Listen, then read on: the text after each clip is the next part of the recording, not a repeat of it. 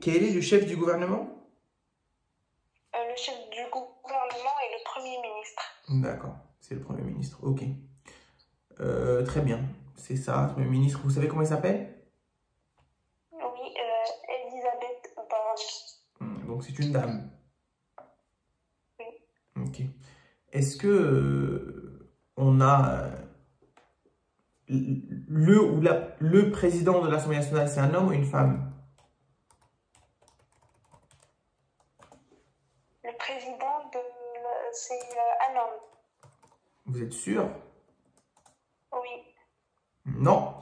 C'est une femme. C'est Madame Yaël Braun-Pivet. C'est une femme, hein. Attention. Elle a changé dernièrement? Oui, effectivement, depuis le mois de C'était décembre. Gérald. Enfin, depuis le 20 juillet, 20 juin, je pense. Miaël? Quoi ça s'appelle? Yaël Pivet. Vous tapez sur Internet, vous allez la retrouver, hein. Ok. Donnez-moi des devoirs et des droits. Donc, parmi les droits, les Français ont le droit du vote et le droit à l'accès aux emplois publics d'une façon égale. Les droits également d'être éligibles. Comment on garantit l'accès égal aux fonctions publiques?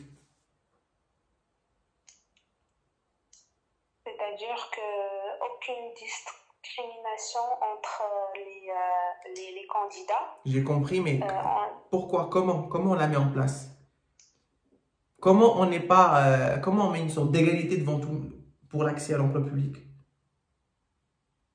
Par exemple, en offrant des emplois aux handicapés. Non. Comment on accède à l'emploi public en France? Comment on est recruté? Via Pôle emploi, via... Non. Comment on rentre dans la fonction publique?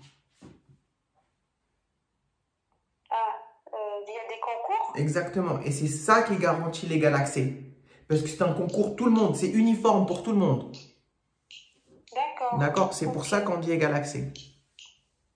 Qui paye le service public? Pardon? Qui paye le service public? C'est tous les citoyens français et via les impôts, par exemple. Que les citoyens français qui payent? Nous, les autres ne payent pas?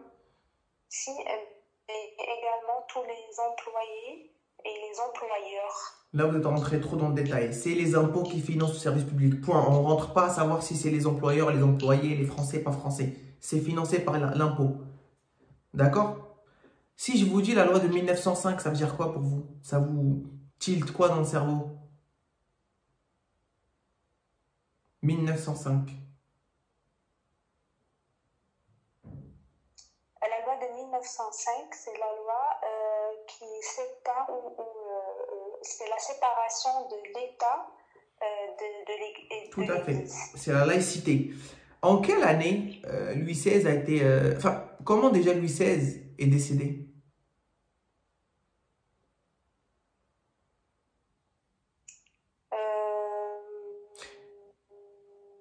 Il a été guillotiné. Il a été guillotiné. Vous savez en quelle année ou pas? En 1792. 93. Vous y étiez presque. Et c'est à Paris que ça s'est passé. D'accord? Quel est le célèbre auteur de théâtre français? Le plus célèbre.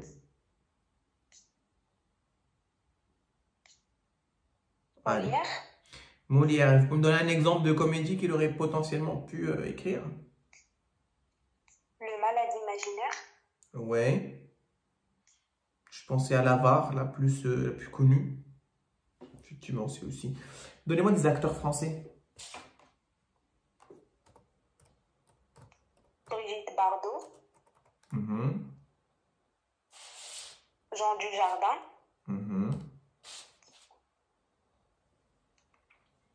Puis de Funès, Alain Delon, voilà.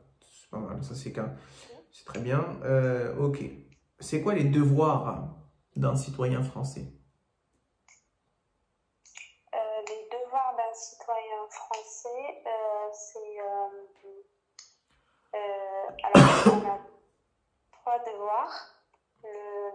La contribution au financement des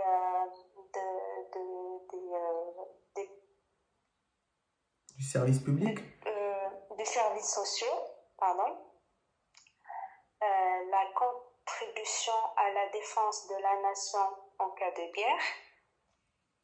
Et le devoir, le premier, que j'ai tapé, je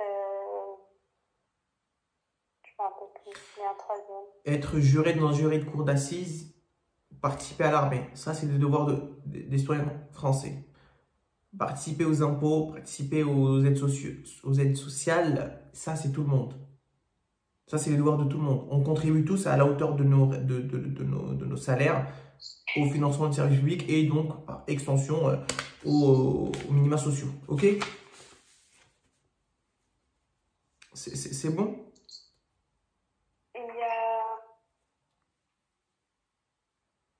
C'est compris ou pas? Oui. Qui a rendu Le l'instruction? respect de la loi, non? Hein? Le respect de la loi, Ça, c'est pour tout le monde. qui est un des devoirs. C'est pour tout le monde, ça. Tout le monde doit respecter la loi. Sinon, on va en prison. C'est un devoir. Oui, bien évidemment. Mais du coup, pas que les Français qui doivent respecter la loi. Tout le monde doit la respecter. Oui. OK? Oui. Est-ce que vous pouvez me parler de l'Union européenne? Comment il est le drapeau de l'Union européenne? Il est en bleu et avec des étoiles formant un cercle. Combien d'étoiles? 26. Waouh! Vous les avez ramenés d'où les 26 étoiles là? Je sais pas, je pensais que ça concernait les 26 pays. Non. C'est 12 étoiles sur un fond bleu. D'accord? De quelle année date le traité de Maastricht? Pardon? De quelle année date le traité de Maastricht? Ah, je sais pas. 1992. Il est venu faire quoi le traité de Maastricht? Il est venu instituer l'Union européenne. Il y a combien de pays dans l'Union européenne? 26. Vous êtes sûr? Oui. 27. 27 avec l'Angleterre, mais depuis qu'elle est sortie l'Angleterre, je pense qu'ils sont maintenant 26. Il y avait 28. D'accord. 28 pays de l'Union européenne. Ensuite, comment on appelle justement le retrait de l'Union européenne? Je sais pas. Mais non, comment on appelle le retrait de l'Angleterre de l'Union européenne?